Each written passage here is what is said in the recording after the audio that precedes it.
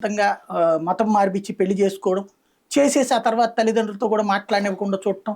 అక్కడ ఇక మత డామినేషన్‌తో వాళ్ళని చేస్తున్నారు. ఇక్కడ మీరు హిందూ సమాజంలో చూస్తే, ఏ ముస్లింలని అట్ట బలవంతంగా లాక్కొచ్చి బొట్టు పెట్టించి పెళ్లి చేయరే?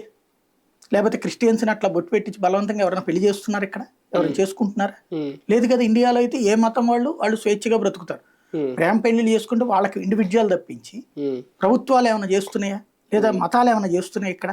లేదు. అక్కడ మతమే, మత పెద్దలే దగ్గరుండి, వేరే మతాల వాళ్ళ అమ్మాయిల్ని పట్టుకొచ్చేసి, లాక్కొచ్చేసి బలవంతంగా పెళ్లి చేసుకుంటే, అక్కడ ఉన్నటువంటి కాజా అవునని చెప్పేసి మమ అనేస్తాడు. ఇక ఆ తర్వాత అమ్మాయి మతాచారాల ప్రకారం తల్లిదండ్రులతో కూడా మాట్లాడడానికి వీల్లేదు.